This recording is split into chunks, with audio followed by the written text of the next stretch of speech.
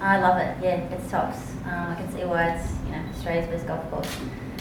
So it's a privilege to have the first professional women's golf tournament here and an LPGA event on my tour and the Australian Open here. So it's awesome.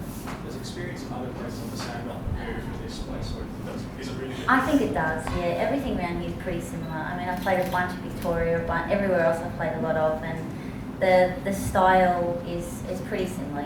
Firm greens. Running fairways, all of that, so I think so. Were the greens significantly faster today than they were yesterday, do you think?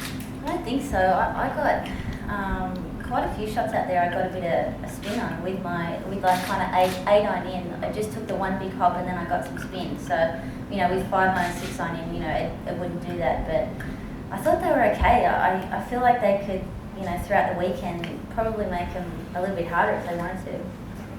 Don't tempt them. No, I didn't say that. You said you're hitting the ball well, so you're not surprised. Do you think you can string it together consistently to challenge this weekend? Yeah, that's something that my goal this year is to put 4 really good rounds together. Over the last couple of years, I've been able to put 2 and 3 together, but I have put 4 together. But on a consistent basis, that's my goal for this year. So I'm just going to try and. I think last year I struggled a bit with, I'd do something on Thursday and something would be different in my preparation on Friday or Saturday or something like that. So if I can just keep it the same each day and do the same practice, the same amount of balls, just stick to the same things, I think that will bring out a bit more consistency in my game. So you'll certainly be doing the same thing tomorrow. Sure I am. Any particular shot today that satisfied you more than others? Yeah, I hit a really good 4 iron into 7. I hit it to about 2 foot. I think it almost went in, so that was pretty cool. Because you take 4 there every day. So that was a good birdie. No bogeys compared to saves. Were any saves?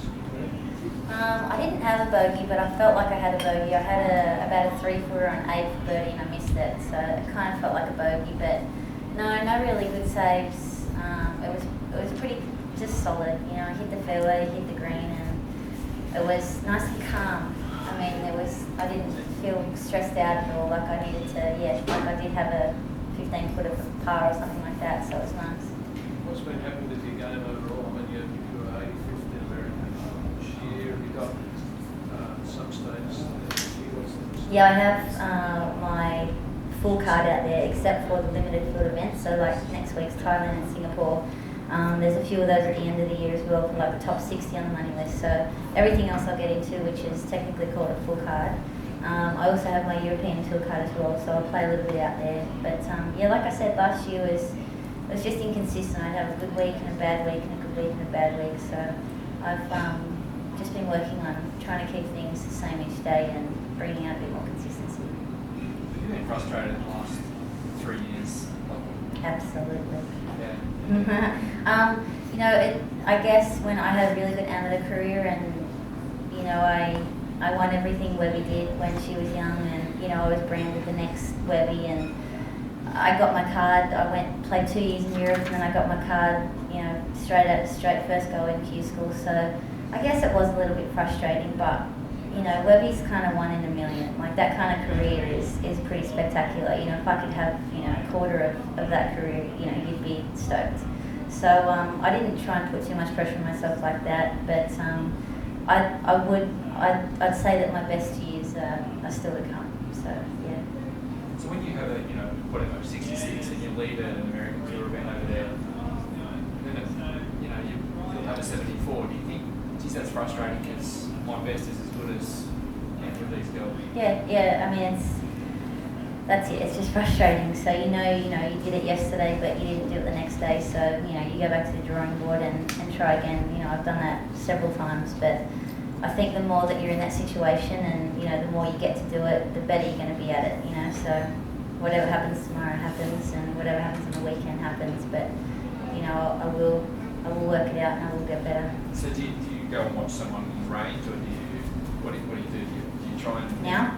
No. To do that, do you emulate someone who you think is extremely consistent, or do you just? No, not really. I try not to copy, so to speak, anybody.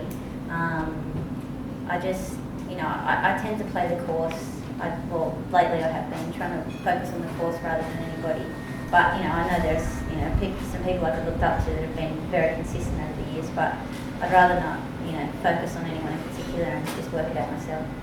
So are you an alternate for next week? In Singapore? No, I'm going to go to New Zealand. Yep.